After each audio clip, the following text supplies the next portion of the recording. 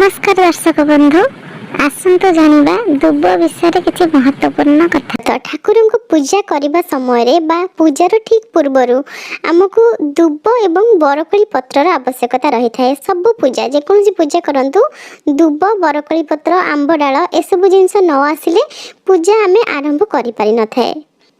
मन भीतर को ए प्रश्न निश्चय आसुथिबो कि ए दुब एते पवित्र कोन पई ठाकुर को पूजा रे प्रथमे दुबर आवश्यकता काहे कि रही थाए। दुब हेउची भगवान विष्णुकर केश। शास्त्र रे एक कथा मध्य वर्णना करा जायछि दुब हेउछंती मां दुर्गा।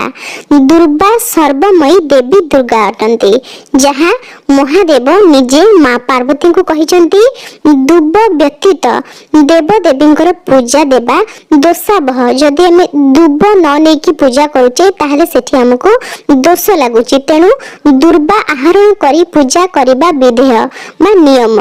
समस्त पूजा रे हमें दुब ठाकुर को निश्चय अर्पण करिबा।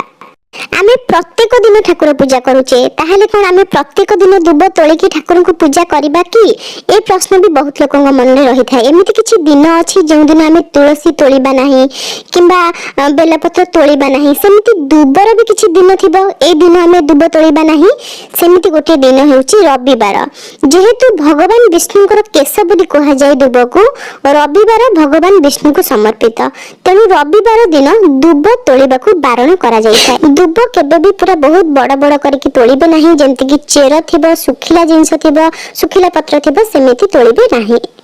ठाकुर को जतबे आपण दुब अर्पण करूचंती सेतेबेले मध्य आपण दूररु थाई कि दुब को फिंगी देबे नाही। ठाकुर को ऊपर को दुबरे ठाकुर सजई हुंती तांको सुंदर भाबरे दुबरे सजेइबे जेमिति कि आपण देखिथिबे महाप्रभु जगन्नाथंकर टाहिया ऊपरे दुब गुच्छा होई कि लागि थाए किंतु फिंगा जाई न थाए। ठाकुर को ऊपर को ठाकुर केमिति सुंदर देखा जिबे दुबरे सुसज्जित करा जाई थाए टाहिया को ठीक सेमिति ठाकुरंकर जो मुकुट मस्तक ऊपर सुंदर भाव सजेबा पई चेष्टा करिवे आ ठाकुरंकर पाद पाखरे दुब दिया जाय नाही। एहार कारण हेउची श्री गणेशं को दुब अत्यंत प्रिय। दुब खाइबा पई से भल पांती तांकर खाद्य को कोनोसी देवतांकर पाद पाखरे देले तांको मां रागंती। तांको मां की आपण मन तो निश्चय जानि चंती मां भगवती। तेनु मां भगवती रागिबे क्रोधित हेबे सेथि पई कोनोसी देवादेवींको पाद पाखरे दुब अर्पण करिवे नाही। मस्तक रे मुकुट रे ठाकुरंकर कांध पाखरे आपण कोठी भी अर्पण करंतु किबा वस्त्र ऊपर माला रे देई परिबे सुंदर भाबरे सजेई परिबे किंतु पाद पाखरे अर्पण करिवे नाही। मां पार्वती पसंद करती नहीं कि मो पुअर खाद्य को कहीं भी पाद पाखरे अर्पण करू किंबा मो पुअर खाद्य को कहीं नष्ट करू। तेणु अति अधिक दुब तोलिकी आनिकी ताकू फिंगी भी देबे नहीं। दुब निजे हेउचंती सर्वमयी देवी दुर्गा। तेणु देवतांकर पादर अर्पण करा न जाई देवतांकर मस्तक ऊपरे एवं मुकुटरे किंबा श्रृंगार रे दुब लागि थाए। बहुत थोर ए प्रश्न आसे कि मां दुर्गा को पूजा रे दुब काहे कि अर्पण करा जाय नाही। एहार दुईटी कारण रहिछि। प्रथम कारण हेउछि दुब निजे हेउचंती मां दुर्गा तेणु निजर देह को छिड़े कि निज को ही अर्पण करबा ठीक नुहे। सेथि पई मां दुर्गांकर पूजा रे दुब लागि न थाए। द्वितीय कारणटी हेउछि मां दुर्गा हेउचंती मां पार्वतींकर ही अंश। मां पार्वतींकर पुओ हेउचंती श्री गणेश आ श्री गणेश दुब खाइबा को बहुत भल पांती।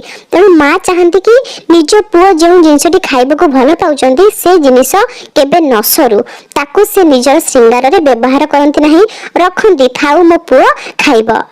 किंतु केतेक मंदिर रे आपण देखिबे ग्राम देवतींकर मंदिर किंबा कोनोसी शक्ति पीठ रहिछि सेठारे मध्य मां को दुब अर्पण करा जाय। मां को शरीर रे लागे नाही मुकुट ऊपरे मां को सुसज्जित करी सजेबा पई दुब सेठी अर्पण करा जाय थाए।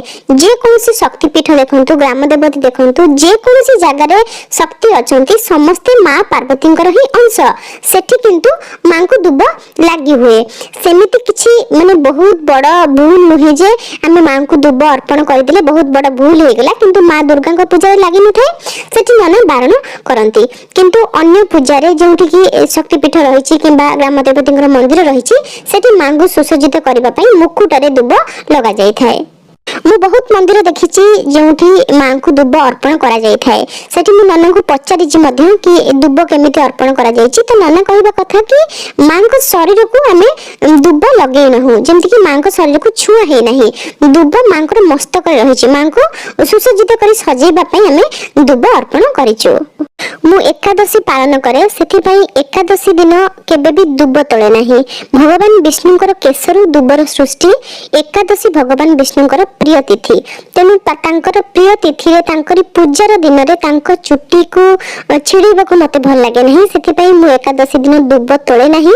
ଯଦି ଆପଣଙ୍କୁ ଏ କଥାଟି ଠିକ୍ ଲାଗିବ ତାହେଲେ ଆପଣ ମଧ୍ୟ ପାଳନ କରିପାରିବେ। ଯଦି ମୋ ଭିଡ଼ିଓଟି ଆପଣମାନଙ୍କୁ ଭଲ ଲାଗିଥାଏ ତ ପ୍ଲିଜ୍ ମୋ ଭିଡ଼ିଓ ଗୋଟେ ଲାଇକ୍, କମେଣ୍ଟ ଆଉ ସେୟାର କରିବାକୁ ଆଦୌ ଭୁଲିବେନି। ଆଉ ଶେଷରେ ସବସ୍କ୍ରାଇବ୍ ନିହାତି ଭାବରେ କରିବେ। ରହିଲି ଫ୍ରେଣ୍ଡସ୍ ମାନେ, ଜୟ ଜଗନ୍ନାଥ।